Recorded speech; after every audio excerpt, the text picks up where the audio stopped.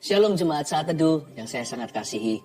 Tiap minggu saya merasakan kasih Yesus semakin besar untuk Anda sekalian. Nah, sepanjang hari ini saya waktu berdoa untuk Anda, saya merasakan banyak di antara Anda yang merasa tidak aman dalam hidup ini atau perasaan kurang aman. Nah, hari ini saat teduh ini saya percaya setiap kita akan mendapat jawaban ya. Jadi saya bacakan dulu kesaksian untuk menguatkan iman Anda dan juga untuk menghibur Anda sekalian dalam segala pergumulan. Natalia. Shalom Pastor Philip dan tim. Pada acara saat teduh hari Sabtu tanggal 10 April 2021, Pastor Philip mendoakan penderita sakit kanker. Nah, anak saya Jenis yang telah mengalami kecelakaan menumpangkan tangannya juga di kaki dan lutut yang terkilir dan bengkak. Ikut berdoa untuk kesembuhannya. Dan setelah selesai doa, puji Tuhan, saat itu juga dia langsung mencoba berdiri dan bisa berjalan dengan normal lagi. Spontan, seketika itu anak saya menangis dan saya pun mengucap berkali-kali terima kasih kepada Tuhan Yesus. Terima kasih Tuhan Yesus, minggu ini adalah minggu yang penuh mujizat bagi anak saya Jenis. Amin. Gak ada yang namanya orang itu numpang beriman. Setiap iman diperhitungkan. Doanya untuk orang kanker, yang ini kecelakaan. Dua-dua disembuhkan. Iman itu gak pernah iseng. Dan Tuhan selalu memperhitungkan ketika hatimu percaya. Ya. Jadi perasaan gak aman, perasaan takut, khawatir, gelisah, serahkan ke tangan Tuhan. Di hadirat Tuhan dia menunggumu. Laura, tadi malam saya ikut live saat teduh pada 7 April. Pada waktu doa terakhir, pastor mengatakan ada seorang yang telinganya berdenging. Saya langsung mengatakan, itu aku Tuhan. Sudah hampir setahun saya mengalaminya. Seketika itu juga dengan iman saya terima kesembuhan ilahi. Dan ketika doa selesai, denging itu hilang dan tidak ada lagi. Saya sudah sembuh. Terpujilah nama Tuhan kita, Yesus Kristus. Terima kasih pastor beserta dengan tim. Saya percaya mujizatnya nyata. Tuhan selalu berkarya melalui acara saat teduh dan banyak orang mengalami mujizatnya. Amin. Terima kasih untuk doanya. Lamsihar Febrianti. Saya sudah lama menjadi orang Kristen yang dingin dan seperti orang Farisi yang tahu firman tapi tidak melakukannya. Pada akhir Februari saya sedang diopname di rumah sakit dan saya melihat saat teduh di YouTube. Saat itu saya hanya merespon sedikit, namun setelah keluar rumah sakit saya melihat saat teduh lagi. Saya menerima jaman Tuhan, seperti ada bisikan untuk meminta saya kembali berapi-api di dalam Tuhan yang sudah lama saya tinggalkan. Saya menangis dan saya mengalami pertobatan kembali. Pertengahan Maret saya mendapat dorongan yang kuat untuk membangun mesbah keluarga dan untuk terus bertumbuh. Puji Tuhan, saat ini saya sudah tergabung dengan CG, termasuk 3 anak saya dan suami. CG itu kelompok sel di Gereja Mount Sharon. Kami bertumbuh bersama setiap hari dan melakukan mesbah keluarga tiap harinya. Saat tadi yang selama ini nggak pernah saya lakukan, kini tidak pernah lupa saya lakukan tiap pagi saat membuka mata. Hati saya senang sekali dengar ini. Minggu ini saya dan suami dibaptis sebagai peneguhan iman kami. Wow, terima kasih untuk acara saat teduh ini. Wah, seneng gitu hati saya dengar ini. Di rumah sakit pun nonton saat teduh. Jadi ternyata yang nonton saat teduh bukan hanya di rumah ya. Di mobil mungkin. Atau Anda mungkin sekarang sedang berada di tempat umum, siapa tahu. Atau di tempat kerja, lagi lembur nih ceritanya. Bahkan di rumah sakit. Di mana saja. Tuhan bisa menjamah dan berjumpa dengan Anda. Bawa rasa khawatirmu. Bawa rasa gelisah. Tuhan menunggu dan Tuhan punya solusinya. Mari kita pejamkan mata kita. Nyanyikan lagu ini. Apapun yang terjadi di dalam hidupku, selalu ku berkata, Tuhan Yesus baik. Betul Tuhan. Dalam segala hal yang terjadi, tetap ku berkata, Tuhan Yesus baik. Apapun yang terjadi, apapun yang terjadi di dalam hidupku, selalu ku berkata, Tuhan Yesus baik. Dalam segala hal yang terjadi, tetap ku berkata, Yesus baik. Ku sembah Kau, ku sembah Kau, tak dapat ku membalas kasih-Mu. Ku sembah Kau, ku sembah Kau, ku rindu selalu menyenangkan-Mu. Ini dari hati kami Tuhan. Apapun yang terjadi di dalam hidupku, selalu ku berkata, Tuhan Yesus baik. Oh, dalam segala hal yang terjadi, tetap ku berkata, Tuhan Yesus baik. Tuhan Yesus baik. Mari kita angkat tangan kita. Oh, ku sembah, ku sembah, tak dapat ku membalas kasih-Mu. Oh, ku sembah Kau, ku sembah Kau, Bapa, ku rindu selalu menyenangkan. Ku sembah Tuhan, oh, ku sembah Yesus, ku sembah Tuhan, tak dapat ku membalas kasih-Mu. Ku sembah Kau, ku sembah Kau, Bapa, ku rindu selalu menyenangkan-Mu. Sekali lagi taik dan pujian.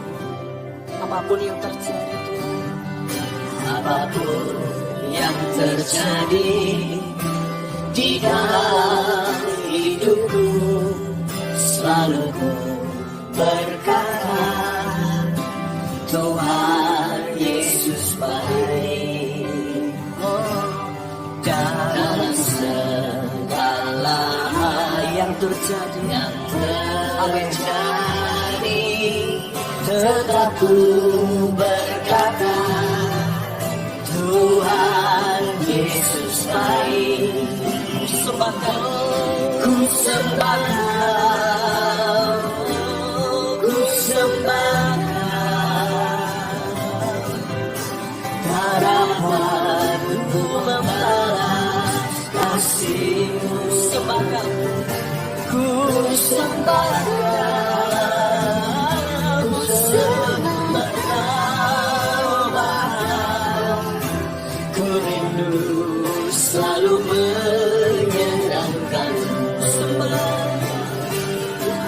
sembah Kau, ku sembah Kau,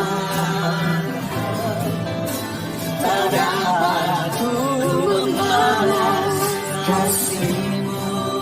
Ya Tuhan, ku sembah Kau, ku sembah Kau, Bapa, ku rindu selalu menyenangkan. Ku sembah Kau, ku sembah Kau, ku sembah Kau, kami angkat suara kami, ku sembah Kau, tak dapat ku membalas kasih-Mu. Oh, ku sembah Kau, ku sembah Kau, Bapa, ku rindu selalu menyenangkan. Ku rindu selalu menyenangkan-Mu. ya kami rindu Tuhan. Ku rindu selalu menyenangkan-Mu.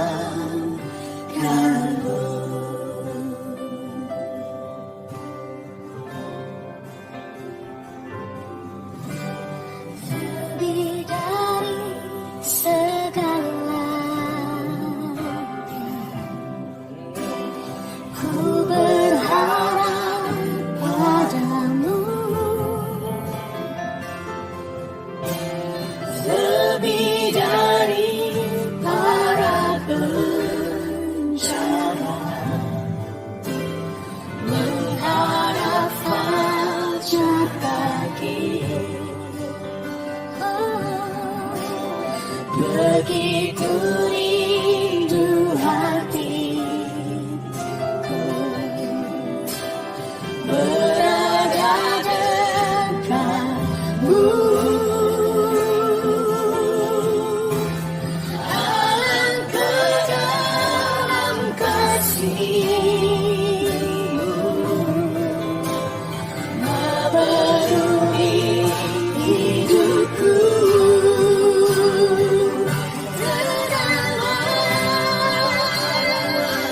Jiwaku dalam naungan sayap-Mu, menembus awan gelap-Mu, pandang kemuliaan-Mu. Selalu ku rindu dekat dalam hati-Mu, mengikuti rencana-Mu. Yesus Tuhan Rajaku,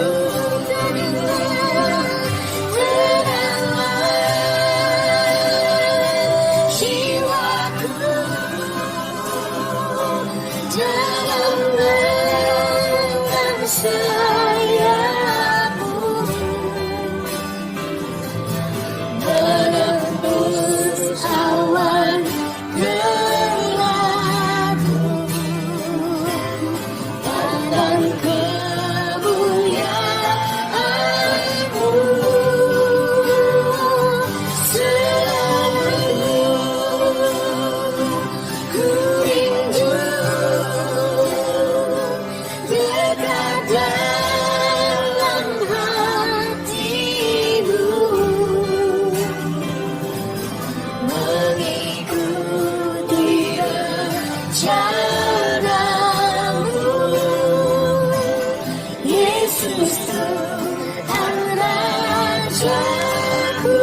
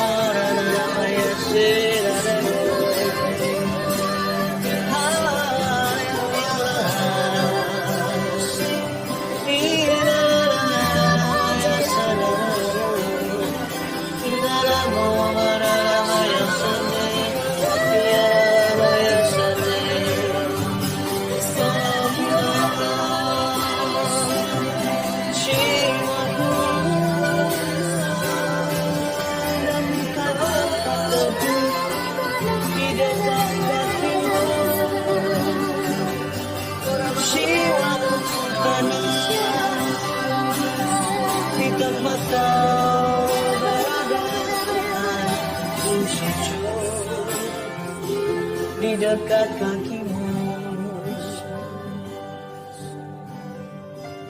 Tuhan, ku sujud di dekat kaki-Mu. Di situ jiwa dan ragaku teduh. Saat teduh bukanlah suatu waktu. Saat teduh adalah di dekat-Mu. Saya berdoa Tuhan agar setiap keluarga saat teduh mengalami-Mu pada hari ini. Setiap orang tanpa kecuali terjamah.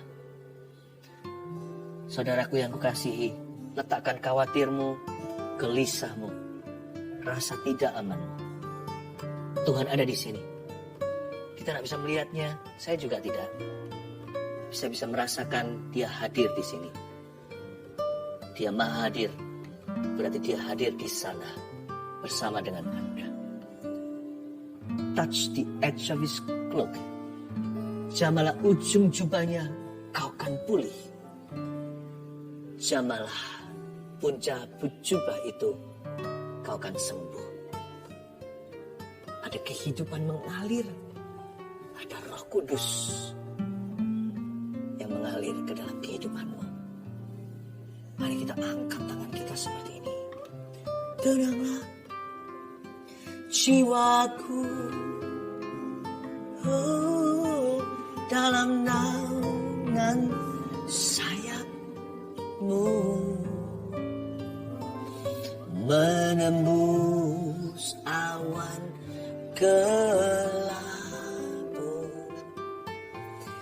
pandang kemuliaan-Mu,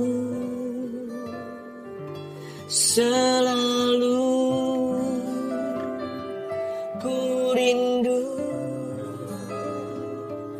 dekat dalam hati-Mu,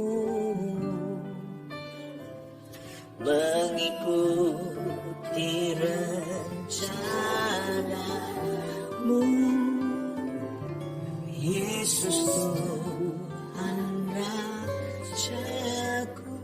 Saya bernubuat di dalam nama Yesus sebelum firman dibagikan bahwa banyak orang depresi akan disembuhkan di saat teduh kali ini. Yes, depressed souls shall be set free. Jiwa yang terbelenggu, yang depresi akan dimerdekakan oleh Kristus. Tenang saudara, badaimu akan berlalu. Mari angkat tanganmu sekali lagi. Tenanglah, sing with me. Jiwaku dalam naungan sayap-Mu, menembus awan kelabu, pandang kemuliaan-Mu, selalu ku rindu dekat dalam hati-Mu, oh, mengikuti rencana-Mu, Yesus Tuhan Rajaku. Tuhan Yesus, hamba berdoa untuk setiap jiwa yang menyaksikan. Hamba minta visitasi ilahi, sembunyikan hamba di balik salib, supaya kami bisa menjadi saluran berkat bagi setiap orang keluarga tercinta saat teduh. Makasih Tuhan Yesus, sampaikan sabdamu dalam nama Yesus. Amin. Praise the Lord. Ambil Alkitab, kita akan baca firman. Dan ambil catatan, saya berikan judul dalam lindungan Allah. Yes, dalam lindungan Allah. Mazmur 91. Setelah Anda membukanya, saya bacakan ayat 1 sampai ayat 7. Orang yang duduk dalam lindungan yang maha tinggi dan bermalam dalam naungan yang maha kuasa akan berkata kepada Tuhan, tempat perlindunganku dan kubu pertahananku, Allahku yang kupercayai. Sungguh, dialah yang akan melepaskan engkau dari jerat penangkap burung, dari penyakit sampar yang busuk. Dengan kepaknya ia akan menudungi engkau, di bawah sayapnya engkau akan berlindung. Kesetiaannya ialah perisai dan pagar tembok. Engkau tak usah takut terhadap kedahsyatan malam, terhadap panah yang terbang di waktu siang, terhadap penyakit sampar yang berjalan di dalam gelap, terhadap penyakit menular yang mengamuk di waktu petang. Walau 1000 orang rebah di sisimu dan 10.000 di sebelah kananmu, tapi itu tidak akan menimpamu. Tahukah bahwa hidup kita itu jauh lebih aman daripada yang kita kira? Asal kita punya Yesus loh ya. Kalau enggak, buat apa kita memperoleh seluruh dunia, kehilangan nyawanya, mati, masuk neraka. Tapi kalau kita punya Yesus ya, worst come to worst, skenario terburuk sekalipun, mati adalah keuntungan. Jadi kita itu aman. Nama kita sudah tertulis dalam kitab kehidupan. Tiap pagi kita punya satu alasan untuk bersyukur, sekalipun jikalau hati dan batin kita habis lenyap, 1000 orang rebah di satu sisi, 10.000 di sebelah kiri. Kita tetap bisa bersyukur. Thank you Jesus. Tiap pagi berkata, terima kasih Tuhan. Namaku tertulis di dalam kitab kehidupan. Dalam lindungan Allah. Kalau Anda sudah dalam Kristus, Anda dalam lindungan Allah. Kalau Anda sudah di dalam iman kepada Tuhan Yesus, Anda dalam keselamatannya. Orang yang duduk dalam lindungan yang maha tinggi dan bermalam dalam naungan yang maha kuasa. Garis bawahi kata orang yang duduk. Kalau Anda sedang bicara dengan seseorang, orang itu berdiri, diajak duduk gak mau, lalu tiba-tiba mengalihkan perhatian, dia tetap berdiri, berarti dia gak mau lama-lama berbicara. Anda harus peka. Jangan diajak bincang-bincang untuk waktu yang lama. Orang itu mungkin keburu harus pergi. Atau mungkin dia gak kerasan bicara dengan kita. Ya jangan dipaksa. Tapi kalau orang itu duduk, tiba-tiba dia diambil kursi, lalu dia seret kursinya, lalu dia duduk ngomong sama Anda, tatap muka, bahkan letakkan tangannya di atas meja seperti ini, berarti dia siap untuk mendengarkan Anda. Inilah postur tubuh orang yang hidup dalam lindungan Allah. Perlindungan Tuhan itu bukanlah suatu pulsa yang Anda isi sebentar. Perlindungan Allah itu diperoleh lewat hubungan yang terus-menerus. Dalam orang yang duduk, belajarlah duduk dalam hadirat Allah seperti Maria. Jadilah residen, bukan visitor dalam hadiratnya. Jangan jadi pengunjung, jangan jadi tamu kalau sama Yesus itu. Jadilah orang yang tinggal di sana. Jadilah penghuni. Jadilah orang dalam. Orang yang duduk dalam lindungan yang maha tinggi, itu orang yang menjadikan Yesus Kristus sebuah tempat regulernya. Lalu gak hanya itu, orang yang duduk dalam lindungan yang maha tinggi. Kata lindungan di situ dalam bahasa Inggrisnya secret place. Demikian pula dalam bahasa aslinya. Itu menandakan suatu tempat yang terus menerus dikunjungi sampai-sampai tempat itu menjadi tempat duduk yang dia sudah hafal. Kalau Anda pergi ke sebuah restoran, Anda terus ke sana, lama-lama waiternya juga akan mengenali Anda dan berkata, oh mau duduk di sebelah sana, yang lalu Anda duduk di situ. Kalau setiap bulan duduk di sana, apalagi setiap minggu, tempat itu rasanya hanya direservasi untuk Anda. Lama-lama sebuah tempat berkunjung menjadi tempat yang sudah personalized, menjadi tempat pribadi. Dalam lindungan yang maha tinggi, itu bicara soal secret place, personal hotspot. Di tempat itu Anda selalu ketemu dengan Tuhan. Kalau saya sih pagi hari sebelum saya turun dari ranjang, saya sudah kunjungi hadirat Tuhan. Saya berdoa berbahasa roh, karena saya nggak tahu apa yang akan saya hadapi. Saya doa berbahasa lidah, karena saya nggak ngerti apa yang harus tepatnya saya doakan. Saya mempersiapkan diri untuk sesuatu yang tidak saya duga. Saya mengundang rencana Allah. Lebih baik saya dapat kejutannya langsung dari hadirat Allah daripada dari kehidupan. Karena kehidupan biasanya menyimpan kejutan yang tidak saya inginkan. Tapi kalau Tuhan selalu mempersiapkan tempat yang frequently I visit, tempat yang selalu saya kunjungi, lama-lama menjadi tempat pribadiku, yaitu sebelum saya turun dari tempat tidur. Lalu saya pergi ke ruang belajar saya. Di meja kecil itu saya ambil Alkitab, saya Bible study. Itulah hotspotku, itulah my secret place. Do you have one? Tapi puji Tuhan, Rabu dan Sabtu juga menjadi tempat, menjadi lindungan yang maha tinggi buat kita semuanya. Saat teduh ini, live-nya Rabu dan Sabtu, ya banyak yang tanya, sebenarnya hari apa sih saya kok selalu kelewatan? Dicatat Rabu dan Sabtu. Ya, pukul 7 waktu Indonesia bagian Barat menjadi waktu yang sudah reguler kita bertemu dalam hadirat Allah secara korporat. Menjadi secret place kita bersama, yang mana tidak lagi secret bagi kita semuanya. It's a secret place that is not so secret anymore. But it's still a secret place, karena ketika kita masuk di hadirat Allah seperti ini, kita masuk ke dalam perlindungannya. Dia berbicara ke dalam kehidupan kita. Orang yang duduk dalam lindungan yang maha tinggi adalah orang yang konsentrasi ketika masuk hadirat Allah. Dia nggak asal-asalan.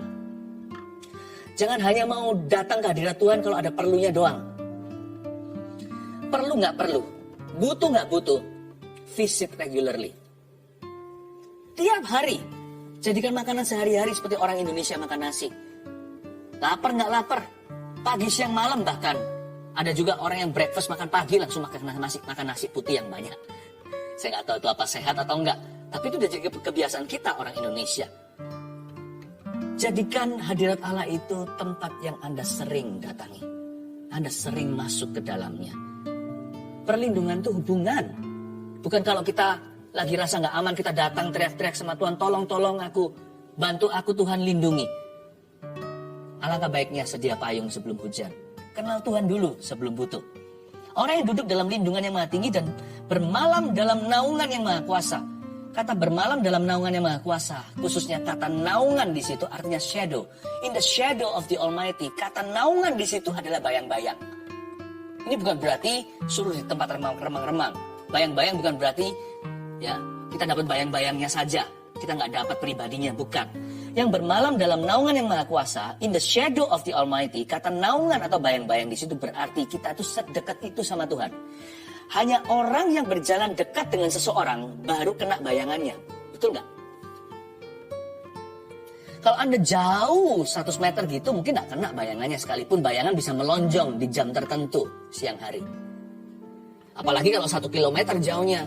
Apalagi orang yang hanya suka titip doa, titip ya doakan saya, tapi dia sendiri nggak pernah berdoa. Jangan, kalau mau ikut Tuhan itu, mau mengalami perlindungan, kita harus bermalam dalam naungan yang maha kuasa. Bahkan kalau kita tidur bawa stres sekalipun, jangan jauh dari Yesus. Kita dengan Tuhan itu, ya jangan ngaku-ngaku dekat. Nanti kita so akrab, padahal kita belum terlalu mengenal Tuhan atau dewasa iman. Makanya itu, untuk kita bisa merapat sama Tuhan seperti ini, saya sendiri nggak berani mengaku bahwa saya orang yang terlalu dekat dengan Tuhan. Saya belajar dan saya ingin dekat, lebih dekat padanya, iya. Tapi minimal satu hal yang saya bisa janjikan. Saya mau tidak berjarak dengan Tuhan. Kalau sama Tuhan terpaksa saya berjarak, nggak boleh lebih dari bayang-bayang. Ketika Petrus diurapi bayang-bayangnya menyembuhkan, itu berarti orang-orang pada berdesak-desakan, mendekati dia, merapat. Si hamba Tuhan besar itu, semua orang ingin ketemu.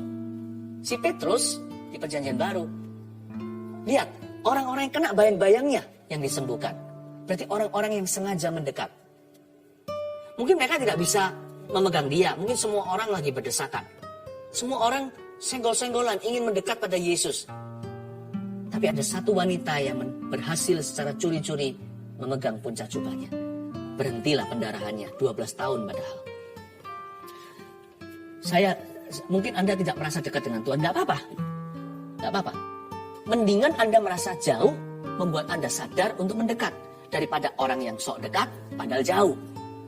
Saya mau jadi orang yang ke-1. Saya merasa belum cukup dekat dengan Yesus. Saya merasa masih jauh saya ini, kalau dibandingkan dengan Kristus. Aku mau menjadi seperti Kristus, masih jauh. Tapi saya bertekad untuk mendekat, sedekat bayang-bayangnya. Berarti itu hanyalah satu uluran tangan, satu uluran lengan. Sama Tuhan itu mendekatlah. Itu kata naungan, in the shadow of the Almighty. Sebuah panggilan to come near. Shadow means nearness. Bayang-bayang artinya kedekatan. Dia akan berkata kepada Tuhan, ayat 2, tempat perlindunganku dan kubu pertahananku, Allahku yang kupercayai. Ayat 2 akan berkata kepada Tuhan. Jadi kalau kita semakin dekat sama Tuhan, mulut kita yang pertama-tama berubah. Maka mulut kita akan berkata kepada Tuhan, tempat perlindunganku dan kubu pertahananku, Allahku yang kupercayai. You see, boast your faith, not your doubt. Kalau Anda harus bermegahlah akan Kristus. Kalau Anda harus bualkan kebaikannya. Kepada dirimu, bukan kepada orang lain. Kadang-kadang kita itu coba-coba kesaksian padahal belum waktunya. Saya nggak mencoba untuk mematahkan semangat orang yang kepingin kesaksian loh ya. Tapi kesaksian itu pertama-tama harus kesaksian pada roh sendiri, kesaksian iman di dalam hati. Bukan kepingin tampil begitu. Akan berkata kepada Tuhan sebelum Anda berkata kepada manusia. Rajin-rajinlah mulut kita berkata kepadanya. Perkataan-perkataan yang membangun. Kalau memang kita harus mengucapkan sesuatu, ucapkan percayamu. Bukan besar-besarkan kebimbangan dan keraguanmu. Zaman ini ya, zaman sekarang, semua orang vokal. Vokal yang pesimis, vokal yang negatif, vokal penghakiman. Pokoknya yang negatif vokal pokoknya. Yang positif jarang orang vokal. Tuhan suruh kita vokal yang positif. Ayat 2 akan berkata kepada Tuhan. Lihat apa yang dikatakan. Tempat perlindunganku dan kubu pertahananku. Dia tidak membanggakan atau menyombongkan jasanya. Aku begini loh, aku doa sekian kali seminggu, aku puasa setiap hari, aku baca Alkitab setiap pasal, berapa pasal tiap harinya. Enggak. Yang dia bualkan adalah Tuhan, tempat perlindunganku, tiada tentang dirinya. Kubu pertahananku tentang Yesus, bukan tentang dirinya. Allahku, kalau satu-satunya ku di sini yang ada dalam kalimatnya, hanyalah terhubung dengan Allah. Allahku, dia jadikan Tuhan itu personal buat dia. Allahku yang kupercayai, mana ada dia bualkan jasanya? Nggak ada. Dia nggak berkata pelayananku gimana, apa yang telah kucapai, gara-gara aku jadi begini, nggak ada. Kalau nggak hati-hati, kesaksian kita pada manusia isinya tentang diri kita. Tuhan hanyalah hamba kita. Bumbuin tuh kesaksian kita supaya tampak rohani. Padahal semua kesaksian kita me. Belajar untuk melatih dirimu punya kesaksian iman dulu di hati. Belajar melatih mulut kita untuk membangun diri sendiri. Antara kita dengan Tuhan in the secret place where no one will see. Di sebuah tempat tersembunyi. Di dalam perlindungan yang maha tinggi. Dalam naungan yang maha kuasa. Tidak ada sepasang mata melihat kita kecuali mata Tuhan dan mata kita sendiri. Belajar untuk punya kesaksian roh. Saya juga memberikan sedikit pesan ya bagi orang-orang public figure yang bertobat terima Yesus. Please be selektif. Artis selebriti contohnya, sedikit masukan. Selektif untuk menerima pesanan, undangan untuk kesaksian. Anda harus tanya dengan baik-baik. Kadang-kadang perlu menolak. Kadang-kadang boleh juga, ya oke kali ini. Jangan kita jadi aji mumpung dengan semua kesempatan. Kadang-kadang, seringkali Tuhan tidak ingin Anda gembar-gembor. Tuhan ingin Anda bertumbuh dalam perkara sederhana. Kalau di gereja kami, gereja yang saya gembalakan, baik public figure yang bertobat, kami selalu menahan diri untuk tidak eksploitasi. Sebab pertumbuhan gereja tidak berdasar kesaksian istimewa. Pertumbuhan gereja berdasarkan kesaksian hidup jemaatnya. Kesaksian orang biasa itu outnumbering, mengalahkan dalam jumlah kesaksian orang-orang khusus yang diselamatkan Yesus. Itu jauh lebih mempan untuk memenangkan seluruh bumi. Bukan 1-2 yang sifatnya luar biasa. Mendingan gabung di dalam sel grup CG, connect group atau kelompok sel. Belajar melayani 1-2. 2-3 orang, Yesus saja datang berdasar undangan 2-3 orang loh berkumpul, dia ada di situ. Bukan 2.300, 2.000, 3.000. Yesus pun dah hadir hanya karena 2 atau 3 orang. Belajar untuk setia dengan 2-3 saudara seiman. Latih dirimu beribadah. Belajar untuk melayani sesama. Nanti tumbuh dari sana kan naik. Tumbuh dari sana pengaruhnya naik. Bukan karena pengaruh di dunia sekuler yang dia sudah punya, tapi dalam dunia rohani. Perlahan-lahan tapi pasti. Learn to grow out of secret place. Belajar untuk bertumbuh keluar dari tempat rahasia dalam lindungan Allah. Bukan dalam publikasi manusia atau promosi dunia. Saran saya ya, kalau mau tumbuhnya itu pelan-pelan tapi pasti. Dan do as I advise. Lakukan sesuai dengan nasihat saya. Akan berkata kepada Tuhan, tempat perlindunganku dan kubu pertahananku. Allahku yang kupercayai. Kata Allahku di situ. Satu-satunya aku dalam kalimat sang pemazmur adalah Allahku. Mau tahu kenapa pemazmur ini dilindungi sama Allah? Karena hatinya melekat kepada Tuhan. Di ayat-ayat berikutnya, tapi saya nggak akan baca nanti. Mungkin nggak sampai ke ayat itu. Karena hatinya melekat kepadaku, aku akan meluputkannya. Karena dia melekat. Saul itu ketika dia berdosa ditegur sama Samuel. Lalu kan dia tersinggung nih, ceritanya di depan banyak orang. Tolonglah Pak Nabi, Pak Pendeta hormati saya di depan semua bangsa. Jikalau kamu menghargai aku kan kembali melayani. Are you ready? Kalau Anda baca perjanjian lama, cek sendiri nanti. Kalau kamu menghargai aku, Aku akan kembali untuk melayani Allahmu. Dia tidak pernah menyebut Tuhan itu Allahku. Dia hanya menyebut Tuhan dengan nama kenamaannya, Allah. Dia tidak pernah menerima Tuhan secara pribadi ceritanya. Sekalipun dia diurapi untuk tugasnya. Roh Kudus bisa menghinggapi siapa saja untuk memakai dia tanpa sengaja. Tapi menyerahkan hati itu harus disengaja. Tuhan tidak pernah memaksa. Roh Kudus tidak pernah menyurupi. Tuhan tidak pernah mendobrak pintu. Dia selalu mengetuk di kitab Wahyu. Saul tidak pernah menganggap Tuhan itu milik pribadinya. Bukan egois, tidak boleh diberikan kepada yang lainnya. Bukan. Dia tidak pernah punya hubungan yang personal dengan Tuhannya. Kalau kamu kembali, aku akan layani Allahmu. Tapi di sini pemazmur berkata, Allahku yang kupercayai. Saya mau dorong Anda, jadikan Yesus Tuhan dan Juru Selamat pribadimu dengan segala resiko. Kalau perlu, kalau memang harus ditinggal oleh teman, ya sudah. Kalau memang harus dikucilkan, apa boleh buat? Kalau boleh, jangan terjadi sih. Kita doakan supaya cawan ini dilalukan, ya kan? Tapi kalau terpaksa, apa boleh buat? Nah, barang siapa mengasihi aku dan tidak membenci ayah, ibunya, saudaranya, dan sebagainya. Bukan disuruh benci. Bukan. Tapi cinta akan Tuhan dan cinta akan orang yang paling kita cintai di dalam hidup ini. Dibandingkan kayak cinta dan benci. Paham maksud saya? Tuhan bukan ajari kita untuk membenci ayah ibu. Malah firman Tuhan ajari untuk menghormati. Kalau enggak panjang umur nih. Tapi dibandingkan dengan cinta kita kepada Tuhan. Bandingkan itu dengan cinta kita kepada orang yang paling kita kasihi. Itu kayak kasih dan benci. Segala risiko. Bahkan kalau perlu Anda dibenci oleh orang lain gara-gara imanmu. Bukan karena kejahatan atau dosamu. Jadikan Yesus Tuhan dan Allahmu. Beberapa orang ada yang diusir juga. Saya doakan jangan terjadi ya. Tapi jadikan Yesus sebagai Tuhan dan Allahmu secara pribadi. Make Him your personal Lord and Savior.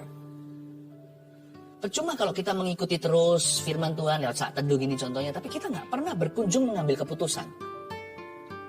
Berarti Tuhan tidak pernah jadi milikmu. Tuhan hanyalah numpang lewat atau lalu lalang. Anda dan saya nggak bisa masuk surga hanya karena pernah dijamah Tuhan. Anda dan saya suatu hari masuk surga karena kita pernah menerima Tuhan. Secara pribadi dan materainya adalah jikalau Anda dibaptis. Sama Tuhan tuh jangan melulu pacaran. Masa mau pacaran terus? Kapan kawinnya? Kok nggak berani pasang cincin? Kenapa? Ayo. Coba pikirkan. Kok berani mesra? Tapi kalau komitmen langsung takut dan pergi dan lari. Kecuali kalau Anda adalah penyamun yang disalibkan di samping Yesus. Kaki tangan udah terpaku. Nggak bisa turun, dibaptis, melayani, lalu jalani hidup baru. Tapi waktu dia terima Tuhan di atas sana, kalau dia bisa, saya yakin dia akan turun dari salib itu. Dia akan dibaptis di sungai Yordan seperti Yesus. Ini kan kejadiannya di Yerusalem atau di Israel. Kalau Anda mungkin di kolam baptisan. Dia pasti akan turun dan dia akan melayani Tuhan. Orang itu pasti jerah dengan dosanya dan dia pasti serahkan sisa hidupnya untuk Tuhan. Kecuali kalau Anda adalah orang itu, Anda nggak bisa turun, nggak perlu dibaptis, nggak perlu melayani Tuhan, nggak perlu ke gereja. Tapi kalau kaki tangan Anda bebas bisa bergerak, apa susahnya untuk kita ambil komitmen? Kenapa kita hanya mau pacaran dengan Tuhan? Kapan mau menikahnya? Pernikahan anak domba.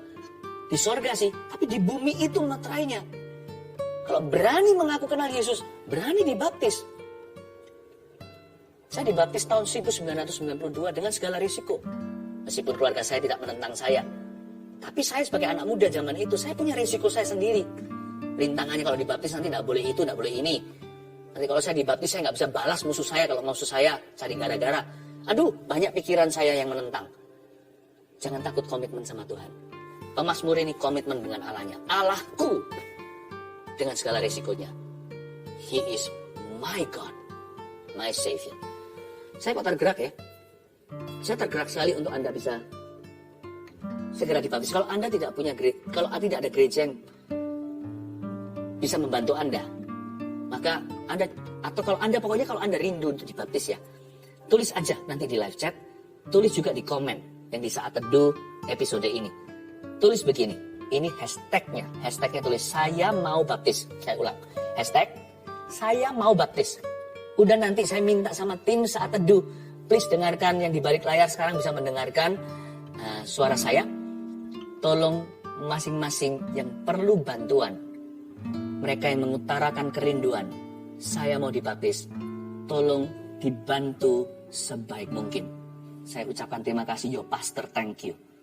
Oke? Saya berterima kasih dulu kepadamu. Saya minta bilangnya dia atau nya. Jangan tiba-tiba berubah menjadi mu atau engkau. Gak enak. Lagunya gak konsisten. Kecuali ada maksud ilahi. Ini gak iseng sih. Ayat 3. Tiba-tiba berubah personal. Ketika seseorang dalam masalah. Yang punya Yesus punya solusinya. Sungguh dialah yang akan melepaskan engkau dari jerat penangkap burung. Dan dari penyakit sampar yang busuk. Di sini, pemazmur menuliskan your personal miracles. Mujizat pribadimu. Dia akan melepaskan engkau. Ini nggak bisa tiru-tiru. Ini bukan mass production atau dibikin dengan volume yang banyak. Dia berkata, engkau. Berarti pemazmur menunjuk kepada seseorang. Makanya firman Tuhan itu rema. Karena nggak bisa ditiru. Nggak bisa kita berkata, oh firman ini sekedar hanya untuk semua. Firman ini juga untuk pribadi. Dialah yang akan melepaskan engkau. Your miracle is prophesied. Mujizat pribadimu dinubuatkan. Allah bekerja dengan sangat unik dan spesifik. Setiap individu lepas individu. Sungguh dialah yang akan melepaskan engkau dari jerat penangkap burung. Kata melepaskan di sana itu artinya dua. Keep you from or deliver you from. Tuhan itu kedua-duanya.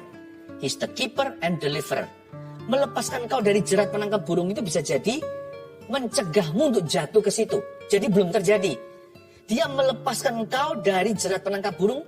Itu berarti sebelum Anda terjebak, Tuhan luputkan. Jadi belum kejadian. Itu yang disebut keeper. Keeper of this heart of mine.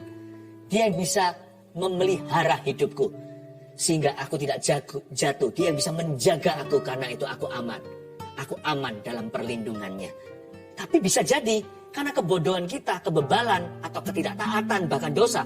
Kita sudah sempat jatuh dalam jerat itu. Kita sudah tertangkap basah-basah.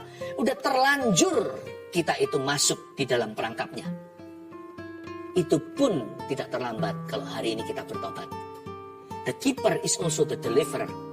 Yang menjaga, yang mencegah, juga yang sanggup untuk melepaskan. Makanya namanya Yesus, artinya Allah menyelamatkan. He is our savior, dialah juru selamat.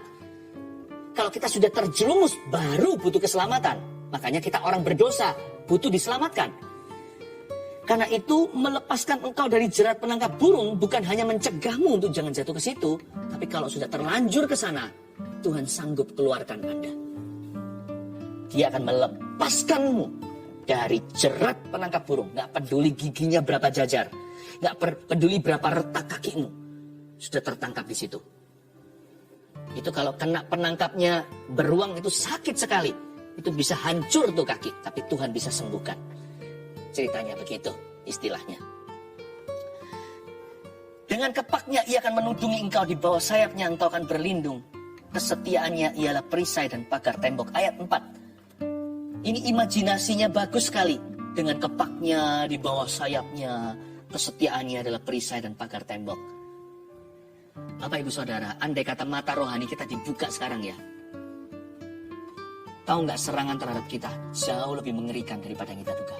Tapi ternyata kita hidupnya jauh lebih aman daripada yang kita kira. Andai kata mata roh kita dibuka, alam roh ini terjadi berdarah-darah peperangan di dunia malaikat. Tenanglah jiwamu dalam naungan sayapnya. Di bawah sayapnya engkau akan berlindung. Andai kata mata rohani kita tercelikan, kita akan melihat. Kita itu bisa sekarang masih aman sekalipun tidak bebas masalah. Anda dan saya harus berterima kasih jutaan kali. Karena ternyata things could have been worse. Ternyata segala sesuatu bisa jauh lebih parah daripada yang Tuhan izinkan terjadi di hidupmu hari ini. gara-gara di bawah sayapnya kita berlindung.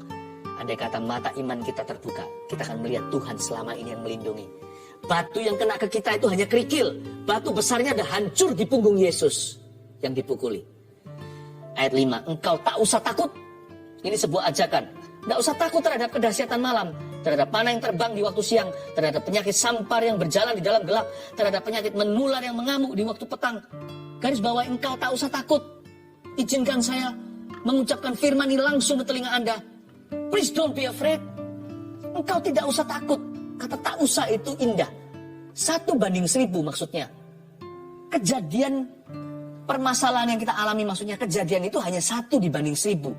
Biasanya ketika kita mengalami penderitaan sesungguhnya itu 1 contohnya. Dibanding dengan 1000 ketakutan kita overthinking. Ketakutan yang menyiksa kita. Yang tidak akan terjadi.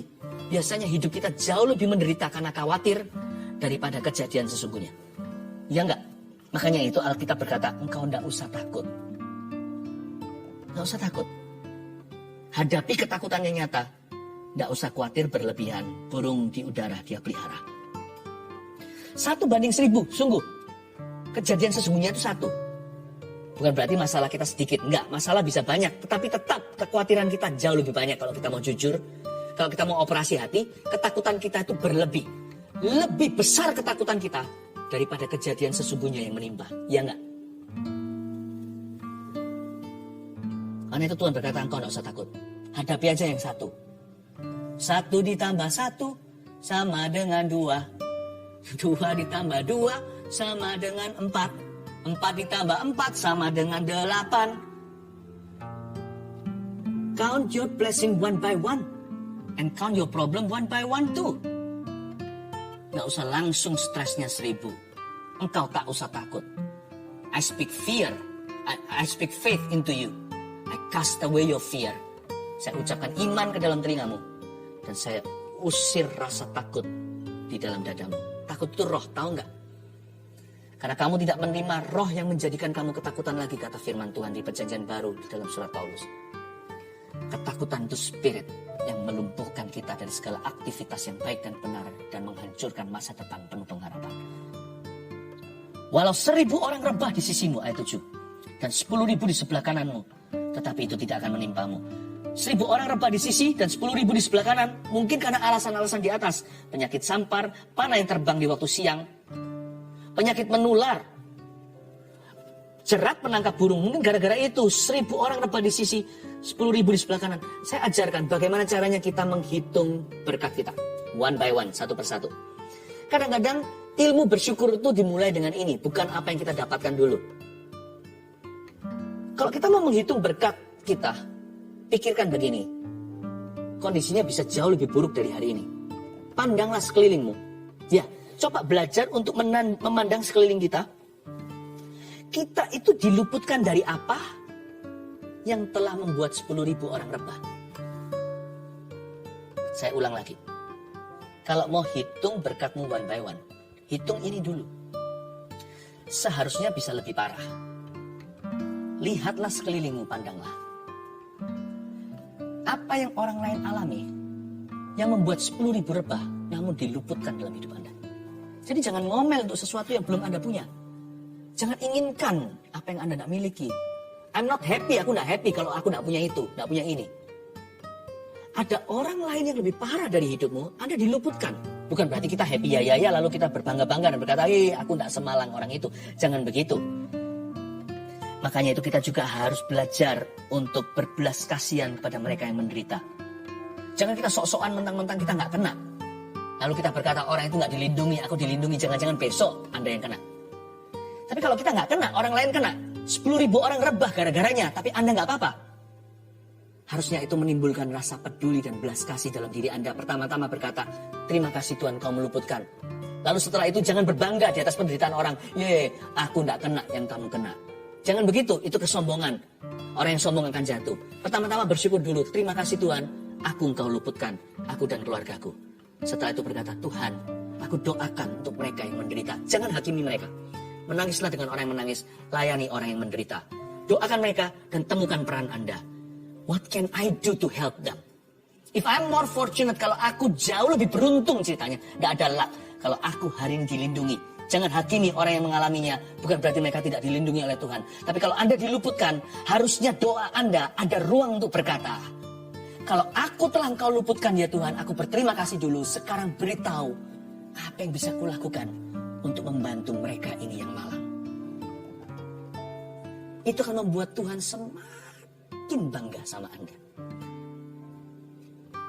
Tapi kalau Anda dan saya jadi Ayub yang kena, juga jangan diiri dengan orang lain. Berterima kasihlah orang itu tidak kena. Orang itu tidak mengalami musibah yang sama yang menimpa Anda. Tapi setelah itu mintalah kekuatan dari Tuhan untuk supaya Anda setia dan keluar daripadanya. Respon yang benar itu membuat kita terus bisa diam di dalam perlindungan Allah. Hitunglah berkatmu one by one. Apa yang membuat orang lain rebah tapi tidak menimpa Anda. Sudahkah Anda berterima kasih untuk hal-hal itu? Andai kata mata rohani Anda dibuka, ternyata berdarah-darah di dunia malaikat, tapi Anda diluputkan. Pernahkah Anda berterima kasih untuk sesuatu yang seharusnya terjadi namun tidak terjadi? Dibutuhkan iman untuk kita melihat bahwa harusnya kejadian, tapi Tuhan luputkan. Have you ever thanked God for what has not happened to you? Pernah bersyukur enggak untuk sesuatu yang tidak pernah terjadi atasmu? Kenapa kita keluhkan apa yang tidak pernah terjadi atas kita, apa yang kita inginkan? Kenapa Anda tidak pernah berterima kasih, saya juga, atas apa yang Tuhan batalkan di hidup kita? Atas apa yang Tuhan selama ini tunjukkan perlindungan? Singkatnya, 3 poin sederhana, catat ini. Dalam lindungan Allah, judul khotbah hari ini. Yang pertama, peran kita adalah bangun hubungan secara konsisten dengan Tuhan. Sekali lagi, jangan pas butuh doang. 2, jangan overthinking. Buat apa kita menyiksa diri? 3, layani orang lain yang menderita. Ya, belajar untuk jadi berkat buat sesama. Kalau kita lebih hebat, kalau kita sehat, itu untuk melayani sesama kita. Saya juga sama kok. Hari ini saya tetap sehat, puji Tuhan, supaya bisa melayani Anda. Saya tahu saya bukan orang istimewa. Kalau saya disimpan, itu untuk Anda sekalian. Dan saya berdoa supaya Anda pun sembuh. Mari kita hampiri Tuhan Yesus Kristus dengan hati yang benar. Mari kita masuk dalam perlindungan Allah. Dia beserta. Tiada pernah ku ragukan. Amin. Kasih setiamu ya Tuhan. So good, Lord. Setiap waktu dalam hidupku, tak pernah kau tinggalkan. Meski langit tampak suram, awan gelap pun menghadang. Hadapi badai, lewati ombak, tak pernah kau tinggalkan diriku. Mari kita syukuri atas apa yang Tuhan batalkan dan luputkan dalam kehidupan kita. Seribu rebah di sisi, kau tetaplah Allah penolong. Walau 10.000 rebah di kananku, takkan ku goyah, sebab Yesus sertaku. Walau 1000 rebah di sisimu, kau tetaplah Allah penolongku. Walau 10.000 rebah di kananku, takkan ku goyah, sebab Yesus sertaku. Mari kita segenap hati nyanyikan 1000 rebah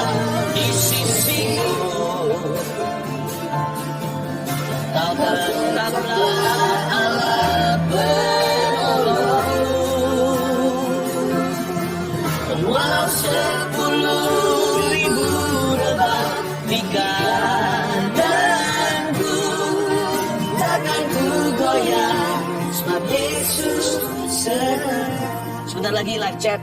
Seperti dari tadi sudah buka sih, tapi saya minta sebentar lagi Anda kirimkan semua permohonan doa Anda. Tapi sebelumnya saya ajak kita untuk sekali lagi berdoa singkat begini. Kita bersyukur sama Tuhan. Jangan minta dulu. Thank you dulu. Untuk segala sesuatu yang dengan iman. Yang dengan iman kita yakini. Bahwa seharusnya lebih buruk yang terjadi. Apapun itu yang menimpamu dan menimpaku setiap hari. Mari kita percaya bahwa Tuhan telah meluputkan kita. Sekalipun kita tidak luput dari masalah. Pejamkan matamu, doa bersama dengan saya. Saya wakili Anda untuk berdoa. Anda aminkan di hati ya. Tuhan terima kasih. Segala sesuatu yang kami tidak lihat di alam roh. Thank you for having protected us. Terima kasih Engkau sudah melindungi kami. Sebelum kami minta sesuatu atau asking you for more. Meminta sesuatu yang lebih. Meminta sesuatu lagi. Gak apa-apa sih Tuhan suruh kita minta. Tapi sebelum itu, terimalah persembahan terima kasih kami. Buat Tuhan terlalu baik. Karena kata mata rohani kami dibuka. Kami bisa dengan mudah berkata, oh ternyata begitu ya. Wow, Tuhan telah meluputkan. Terima kasih untuk keluargaku. Mewakili perusahaanku, mewakili gereja, mewakili pelayanan, mewakili teman-temanku. Terima kasih Tuhan. Terima kasih. Kau begitu baik. Sisa-sisa masalah aja yang ku besar-besarkan dalam hidup ini, yang ku gembar-gemborkan bukan Tuhan, tapi keraguanku. Ternyata masalah besarku itu hanya remah-remah masalah yang kau izinkan sisanya menimpa. Thank you. It's not so heavy yang saya kira. Terima kasih Yesus. Sekarang masukkan permohonan doa. Kita doakan untuk remah masalah itu. Kita doakan untuk campur tangan Tuhan. Ribuan sedang masuk setiap permohonan doa. Dan khususnya saya juga mau berdoa untuk mereka yang berkata saya mau baptis. Oh, jangan tunggu sakit dulu minta sembuh. Buat komitmen dengan Yesus setiap hari. Dan bagi sebagian Anda, buat komitmen dengan Yesus untuk perdana atau pertama kali. Saya mau baptis. Saya nggak mau main-main dengan Tuhan lagi. Dialah Allahku yang ku percaya. Masukkan semua di sini. Saya doakan. Tuhan Yesus, ulurkan tanganmu. Saya berdoa bersama dengan Anda. Mari kita sepakat. Untuk setiap orang yang berkata, saya mau baptis ya Tuhan. Aku mulai dengan itu dulu di dalam nama Yesus. Orang-orang yang membuat komitmen untuk menjadikan Engkau Tuhan Allah mereka secara pribadi. Sebagian bukanlah orang-orang yang berlatar belakang Kristiani. Mereka yang baru pertama kali menerima Yesus. Oh, domba-domba yang hilang pulang ke rumah. Terima kasih Tuhan, Kau bawa masuk dalam rencana Allah yang indah. Injil yang menghidupkan. Dan bagi mereka yang selama ini KTP-an atau yang tidak pernah mengambil keputusan, hanya ikut-ikutan, sekarang waktunya menggambarkan garis pada pasir itu. Jelas sebelum dan sesudah ada perbatasannya. Kami mau yang lama berlalu, yang baru telah datang. Mulai hari ini lahir baru dengan sebuah keputusan, tidak ikut-ikutan. Terima kasih Tuhan, masuklah ke hati setiap orang yang berkata saya mau baptis ini ya Tuhan. Dan berdoa di dalam nama Yesus mereka menjadi murid Kristus. Dan hamba berdoa untuk setiap orang yang sakit di dalam nama Yesus, Kau jamah, Kau sembuhkan. Setiap orang yang menderita Tuhan, Kau tirik sengsaranya, Kau berikan hikmat di lapangan.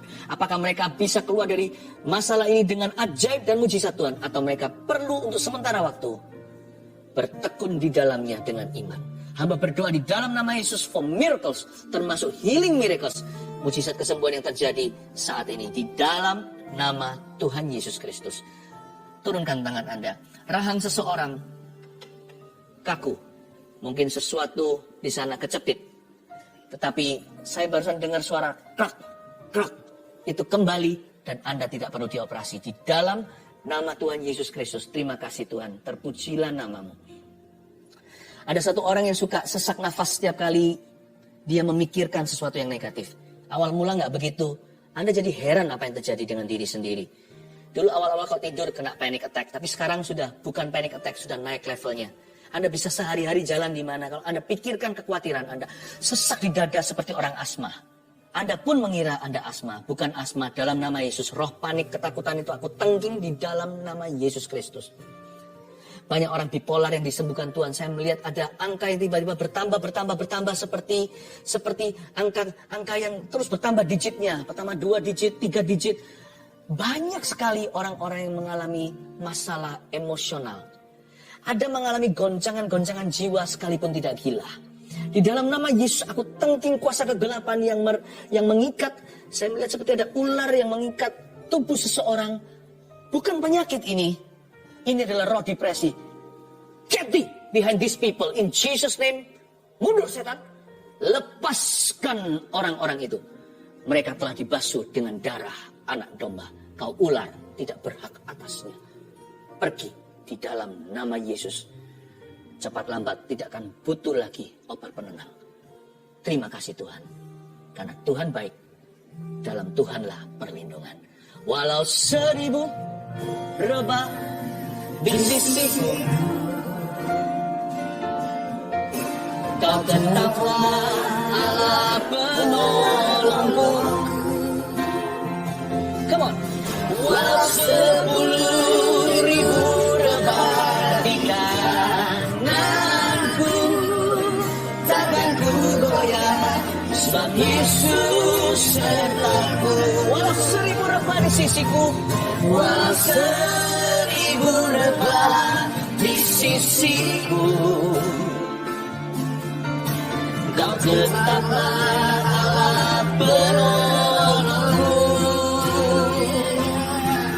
Walau 10.000 rebah di kananku, takkan ku goyah, sebab Yesus sertaku. Takkan ku goyah sebab Yesus beserta. Takkan ku goyah sebab Yesus sertaku. Takkan ku goyah, takkan ku goyah sebab Yesus sertaku. Mari kita angkat tangan kita. Terimalah berkat dari Allah Bapa, Allah Putra, dan Allah Roh Kudus. Perlindungan dari tempat maha tinggi menaungi setiap pribadi. Dalam nama Yesus, Tuhan mengasihi setiap kita. Haleluya. Amin. Allah yang setia dan benar, tak pernah tinggalkanku, selalu bersamaku. Yesus kau sumber kekuatan, ku hidup untuk menggerakkanku. Allah yang setia dan benar, tak pernah tinggalkanku, selalu bersamaku. Yesus kau sumber kekuatan, ku hidup untuk menyerah.